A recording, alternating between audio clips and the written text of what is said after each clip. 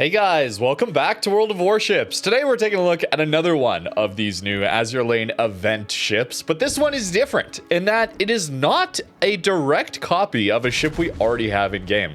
The vast majority of these ships are copy-paste, and because they're so expensive, well, they're not as interesting, right? Unless you're interested in the cosmetics. This ship though, Sovetskaya Rossyia, apologies for our pronunciation as always, but this ship is a Sovetsky Soyuz with standard battleship dispersion curve. So the Soviet battleships get better close-range dispersion, but much worse long-range dispersion. What happens if we take a Soviet battleship and give it the normal dispersion curve? It's really interesting to take a look at. Haven't played this ship much, but I did enjoy my time with it. We're still very tanky. This is essentially the A hull from Soyuz, so we don't get quite all the benefits there. We don't have the improved HP. There's some other small changes, but it's quite minor, honestly. The gun difference is really the main thing here. We still have these very nice fast-acting damage controls and 4 heals max, unless we get 2 million potential damage, which is pretty easy on a ship like this one. Small enough superstructure and 60 millimeters of deck armor, allowing us to tank a lot of damage, even into up tiers. Now I'm going to throw up a couple of charts for you.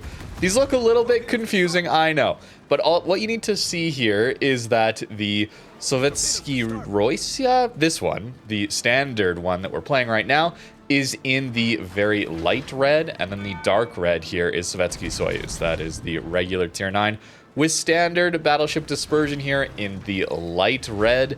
You can see at close range, both horizontal and vertical dispersion is worse.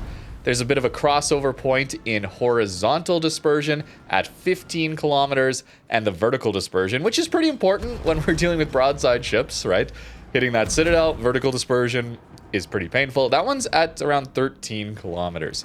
So inside of 13 to 15 kilometers, this is the special sauce that Sovetsky Soyuz and the Soviet dispersion curve gives you, is just really good close range dispersion. But it tapers off. And a lot of the games played these days are at longer ranges. I think we all know that these days, especially at high tier. It's quite passive.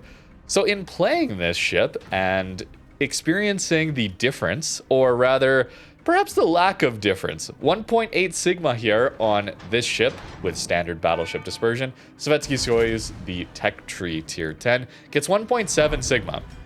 I didn't really notice much of a difference, to be honest with you. They both hit some pretty nice shots here and there, but both of them are a little inconsistent at times too. The standard battleship fare, right? We still are relatively tanky, relatively similar. This ship costs a lot. 23,300 doubloons is not cheap. Tier 9 battleship. I mean, Sibir is currently available in the armory for just a few more doubloons, and you can just use the 25% off coupon on that to get a little below 20. I know I keep bringing up Sibir, but it's such a unique, interesting ship and fits in with a lot of these brawling close-range battleship designs, and it's much, much more interesting, in my opinion, to take a look at. However, I really wanted to take a look at this ship and see the comparison. A lot of gameplay with these Soviet battleships is played like this. Bow on, bow tanking the enemy team while your teammates hopefully get in a lot of damage. You take a lot of the focus, that kind of thing, and they're very good at that. However, it also lends itself to play at these sub 15 kilometer ranges, sub 13 kilometer ranges. Within 10 kilometers here, Soyuz would just have better dispersion. Feels a little weird, okay? And when I was playing Soyuz, I actually got perma up-tiered into super ship games, so I was constantly trying to snipe with that ship. Not the whole time, but the vast majority of the time. So when I was playing the ship that's better at range, I was getting games that allowed me to push. And when I was playing the ship that was better at close range, I was getting the games that forced me to snipe. A little unfortunate that, but I still could not tell much of a consistent difference, is really what it comes down to here. Dispersion curves are interesting to take a look at, but there's not a huge difference here, especially when the sigma parameter, that's the tendency for shells to go towards the center of that dispersion ellipse, higher numbers better, and we want to see like 2.0 sigma or above for more consistency. When it's lower like this, 9-gun ships only 2, it's quite inconsistent as well. You rely a lot more on just RNG to give you sometimes good salvos, and other times you're going to get trolled. So this is very much a situation of probably just go play the regular Soviet battleships, which is unfortunately what I'll probably be saying for a lot of these Azur Lane event ships. We will take a look at Rossyia soon. I see that there is a nice discount on that ship. Very excited to take a look at it, but we'll have to wait about a week for that to unlock. But a very nice 75 or 77% discount on that one. You get it for $10 US. This one, though, yeah, over 20,000 doubloons is quite a lot for a tech tree ship. That said, these Soviet battleships are very good ships in World of Warships. Not so much when you're dealing with carriers and subs, of course. Look at where I'm positioned right now. We can't exactly dodge carrier strikes. We're very locked in a predictable position, and submarines would just ping and torp us to death here. So you can't do this in every battle, is what I'm trying to say. But even with a Jaeger on our flank, we're managing to survive. And of course, we're running Kuznetsov, one of the most busted commanders in the entire game, allowing us to, when we're on low HP, 10% of our health left, we get a heal, we get a damage control, and the enemies have worse dispersion shooting at us for a little bit. It's just very, very powerful, especially on the battleship lines, because 10% of your HP is like 8,000 HP. On the destroyers and cruisers, suddenly you got to try and survive on 2,000 HP and let that heal tick from Kuznetsov, or maybe 4,000 HP for some of the cruisers, 5,000. That's a lot harder. The battleships certainly could take advantage of that a much more so. Here we get an arms race game, and again, just wanting to push up. That's what these ships do well. They tank, that's their goal. And I think the best thing I can say about this ship is that it will allow you to play those full up tiers, those super ship passive games, and not have the worst dispersion at maximum range. But you still want to get closer. Like, looking at those dispersion graphs again, you still just have better dispersion, even with normal dispersion curves at close range. It's not like, oh, we want to play further back because we have better dispersion or something like that. No, that's not the case. It's just that with the Soyuz and the regular Soviet battleships, it's very, very good at close range, and then it drops off very quickly. That's the major difference here. And the other reason I really wanted to take a look at this ship today is the announced changes to Colombo. In theory, they're going to be a nerf, but if you didn't see, they're planning next update to give Colombo and the entire Italian battleship line Soviet dispersion curves. So we'll be going from a standard battleship dispersion curve, like we have on this ship, over to a Soviet dispersion curve like Soyuz would have. Very interesting to take a look at basically the same ship in this case, Tier 9 Soviet battleship, one with normal dispersion, one with the Soviet dispersion curve. And notice that it's not that much different. It's just at closer ranges, especially very close ranges, you're going to notice the dispersion gets a lot tighter. That is the main takeaway for me. So to see Colombo perhaps get slightly worse outside of 15 to 17 kilometers, theoretically, I'll have to test it next update. Again, this is just still dev blog. They could change it as well. But at closer ranges, they're going to buff Colombo? That's a scary thought. That's a scary thought. However, maybe it's not so different in looking at the Sovetsky Rossyia here. Again, I don't know how to pronounce this ship's name. The standard battleship dispersion one here that we're playing versus Soyuz. Not seeing too much of a difference all the time. Sometimes we'll get these awkward dispersion salvos, get enough overpens, and we will take out that cruiser. It's still fine. Maybe it's not going to be the change that I'm thinking it is. It's less impactful here when we have 9 guns. Certainly with 16 guns, that could be very, very scary. And a ship like Colombo also perhaps has access to range mod. I think that's a really important thing to note here is with these Soviet battleship dispersion curves, ships like Petro and Napoli also have these special dispersion curves. These ships with range mod actually benefit massively on dispersion. Normally range mod, it helps your dispersion very, very slightly. But when you have this special dispersion curve where it's very good at close range and then it drops off really sharply after 10 to 13 kilometers or so out to max range, if you take range mod, that directly impacts the point at which you start losing dispersion very quickly. So the Soviet battleships don't have access to dispersion module. This ship does because it has standard battleship dispersion, but the Soyuz does not. Kremlin does not, for that very reason. Currently, it seems like Colombo won't be losing its range mod. So what if it's better with range mod than the even legendary mod dispersion upgrade. We'll have to see. Petro has this same dilemma, and its legendary mod with dispersion is better for dispersion, but you still would gain access to more of those smokes if you just ran the normal range mod on Colombo. I know I'm talking about Colombo too much in a video on this Rossiya ship, but I find this very interesting to talk about, this change in dispersion curves. It doesn't come up very often, and when it does, we don't often have the opportunity to play basically an identical ship with the change in dispersion. But back to this event, obviously too expensive for such a minor change in my opinion, but again, you could do what you would like with your money. I'm not too interested in too much more of this Azure Lane event. It's just so expensive. I'm very surprised. Maybe I shouldn't be surprised, but I'm surprised how expensive it is for a lot of copy-paste ships. But this one was, in fact, a unique ship in that it is not identical to Soyuz. It's a couple more like that. The Yukikaze is not just a Kagero clone, so maybe we'll take a look at that. Of course, Rossyia with its 77% off coming up next week. At the time of recording this video, it's like 6 days away that will start, and it will only last a week. So beginning of May, you'll have only the first week there. It's not going to last the whole rest of the event, unfortunately. Again, some criticism there, Wargaming. Why can't you just let the sale, the one good part of this Azure Lane event, be a little bit more often? But that is the one good side, I suppose, of this event. And mid-tier cruisers getting heals. Rossyia could be a bit of a monster then if you do buy it now and get a nice discount on it for next update. Shells go short there, unfortunately, but we get nice dispersion to finish them off there. The other one is the Montpellier, which, again, pronunciation, apologies.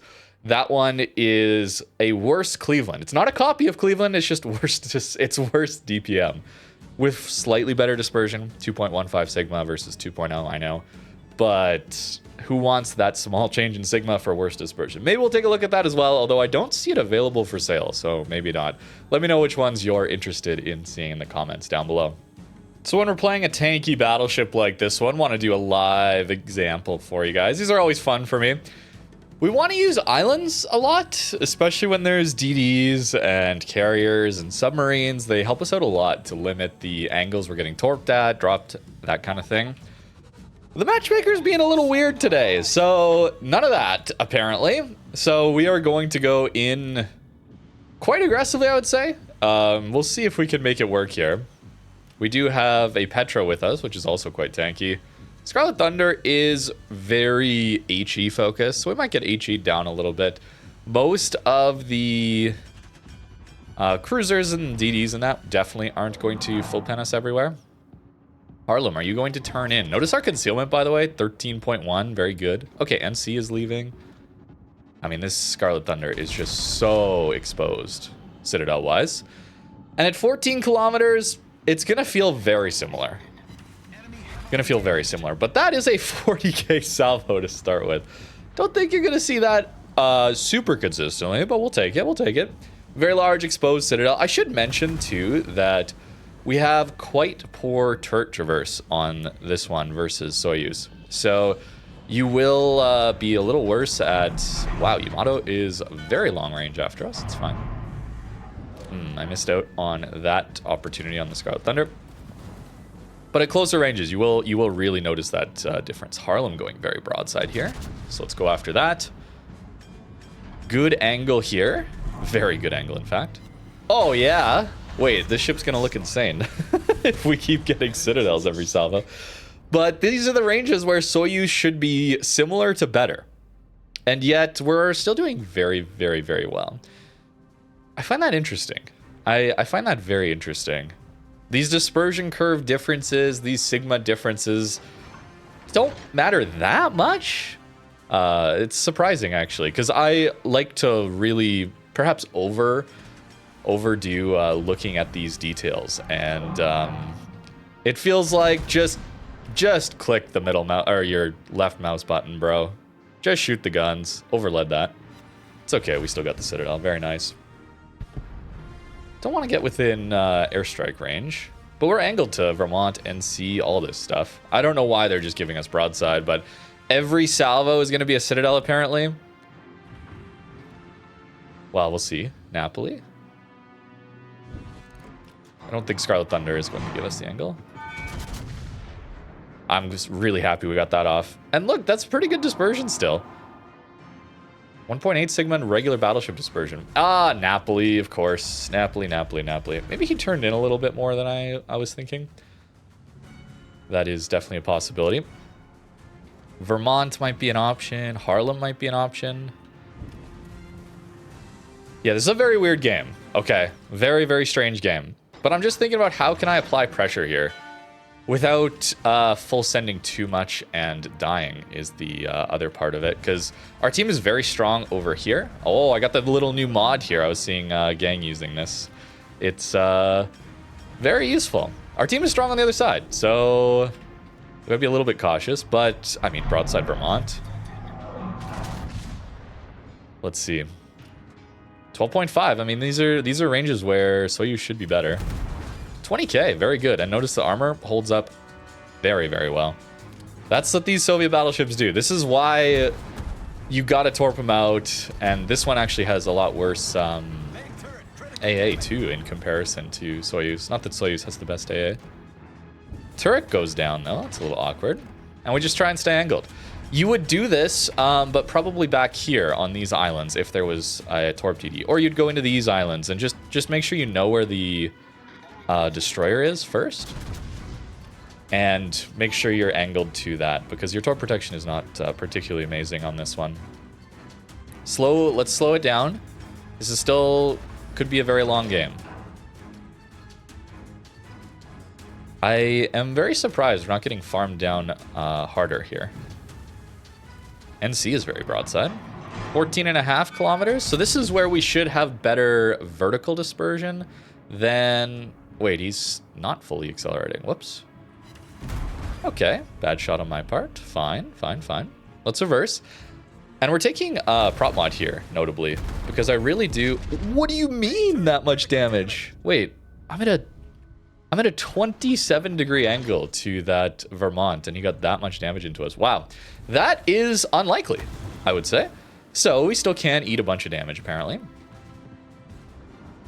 However, we got heals. We have actually a lot of heals in this one because we got first blood with Kuznetsov. I'm over... All of these people are just stopping broadside. I'm overleading. This will still hit under his front turret, though. Or not a citadel. It's okay. Patience. Actually, our turrets are desynced. I didn't even realize, so...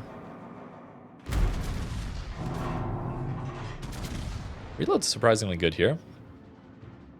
Little vertical. Yeah, no sit. That one might. No, still no sit. That's okay. First fire will DCP. Great. Petro gets him. Always nice to have support. We're up to 1.8 million potential damage up there. That's pretty good. No airstrikes or anything like that either, which definitely inflate it. I have maybe inflated a few games with that. All right, fair enough. We're also down to a 20-second reload thanks to Arms Race. Arms Race buff's very nice here. We only have one heal tick, though. That was a nice hit. Napoli. Okay. That's fine. Scarlet Thunder. I don't know why he pushed out flat broadside again, but I will take it. 29 seconds till our heal. Yeah, we get the finishing shot there. Lovely. So every bit of potential damage. We got 2 million potential now, so we got another heal. And we're down to a 58-second reload on that heal. That's pretty cool. This is great. I can show off how tanky it is in like the most ideal scenario. Obviously, you're not going to get games like this most of the time when you're playing this or Soyuz, because you're going to have DDs to deal with. You won't be able to just bow on a flank like this. You're going to have HE spammers farming you. We'll just angle to Napoli so his secondaries won't do actually that much damage to us. We're out of range on NC now. Napoli turning away. We're going to aim for his stern section here because we overmatch it. So we want to hit right in here. Right. It goes all around it. We still got actually very good damage. I will damage con that. Fast acting damage controls means that they don't last as long, but they also come back very quickly. So we may as well just spam them because we have so many of them remaining. I don't think I Citadel Yamato. I don't think we have the pen for it, but I'll try. Now, Napoli probably torped at us. And our team's doing well on the other side. Great. Excuse me? I did not think that would work. Wait, what? Usually it's just shatters. Ah, there's the torps. And no flood. Nice. Get another heal in 17 seconds. But you see how they've gone away now? We can apply more pressure. So, a very weird example of battleship tanking, but we want to look for these opportunities. They won't show up every game, but they're really fun when they do. And these longer range shots, we are benefiting compared to Soyuz, I guess. Is that worth spending on? Obviously not. Obviously not. Napoli's super slow here. Damage control again, insta. Great damage. Wow, excellent, excellent, excellent damage there. I think our Petro has been doing a great job of helping us out, by the way. We have a lot of damage, but our the support here that Petro is providing is extremely valuable for us to help deal with some of these tankier targets, right? We haven't had too many people over here, so very glad to have him on our flank. Plays well, thank you, sir. All right, broadside NC. I think it's time. I think it's time. We're up to 6 citadels. Maybe we can go right to 10. It's about time. Harlem gets spotted by radar. Okay, nope, nope, nope. Okay, I was wrong. Not his time yet. Widespread torps, eh? I'm not going to shoot yet. He is going to ground. And then maybe we can... Oh, nice. We get lucky with that. Maybe we can pinpoint his stern section here. 2 heals remain. Not quite. I will want to think about saving a heal for the Kuznetsov proc. We still haven't activated him yet. So if you wait until you're down to like 8,900 HP, the Kuznetsov heal procs, the damage control procs, then you activate your own heal, it is a huge benefit. It's a massive, massive benefit, and it keeps you much more likely to stay alive when you do use it.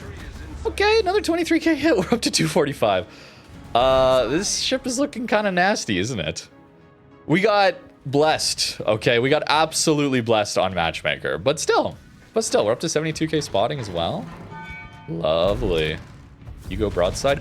Get there, get there, get there, get there, get there, get there, please. Please, the game's over, I didn't realize.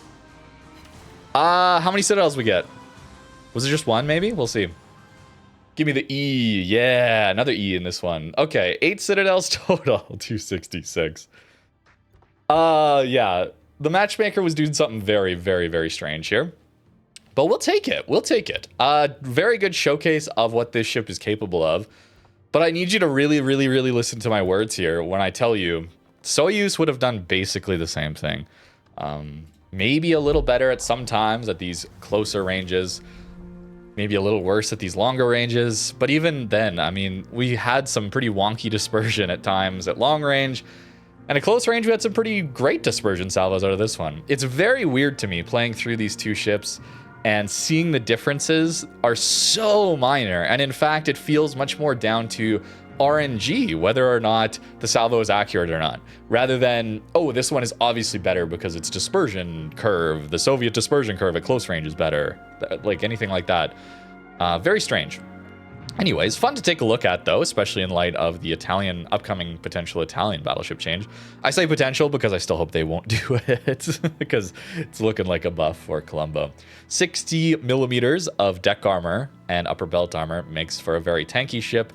Angled, of course, these Soviet battleships, very, very low, small superstructures, so that's why they don't get smashed like a German battleship would, who also have very strong deck armor.